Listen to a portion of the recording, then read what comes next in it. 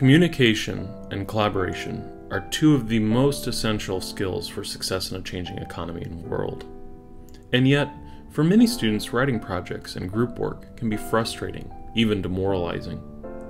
Consider the timeless, almost primordial confrontation with the beginning of a new project. The blinking cursor and the blank page. A little space of performance anxiety in which we might be tempted to feel isolated and alone.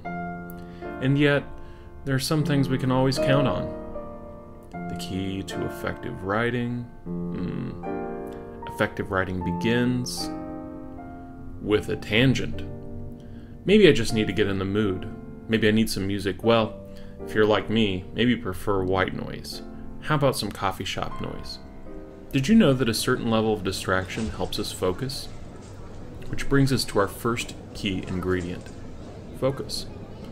One source of shame for writers is that we don't actually focus like we imagine we should be able to, straight ahead like a train on the tracks, word by word, sentence by sentence, page by page. Instead, it moves and fits and starts from tangent to tangent, and then somehow finally leads to progress.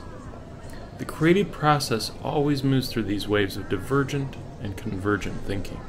At first we explore many different ideas, divergent details and sources and approaches, and then we pause, we pull together, we integrate, and we write. From distraction at the coffee shop to a worthwhile point, I need to find my balanced focus. Easily said, but as we know, harder to do in practice. Actually, once we start writing, we realize that we're not really afraid of boredom or isolation at all. We're afraid of how busy and loud and competing all the voices in our head will be as soon as we start to write. How about this idea? How about that? Follow this link. Research this. And then, of course, as soon as we start to write much more. Wait a second, you're leaving out a good bit.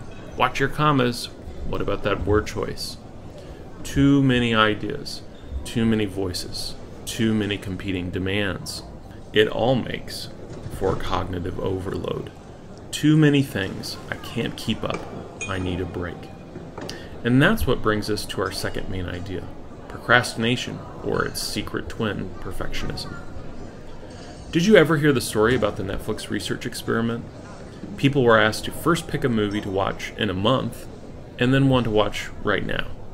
Guess which they picked? In a month, everyone chose a serious issue drama or a highbrow artistic piece of cinema. And for right now, a lowbrow comedy we could have with some popcorn. What the study suggests is that each of us is composed of multiple selves.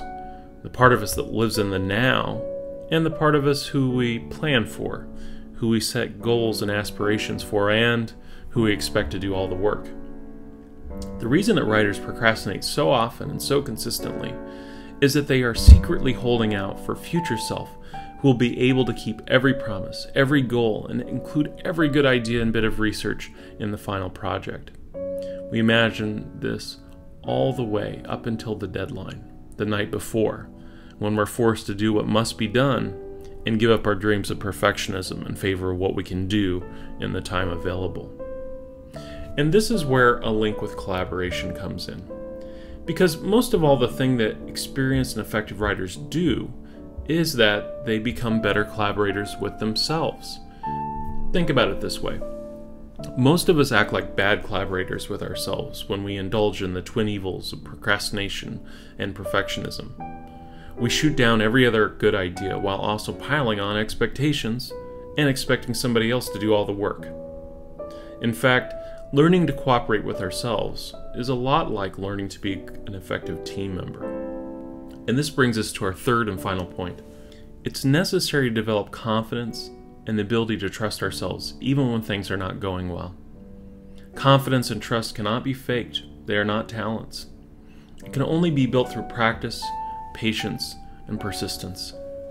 Ultimately, good communication skills are the result of cultivating good communication habits.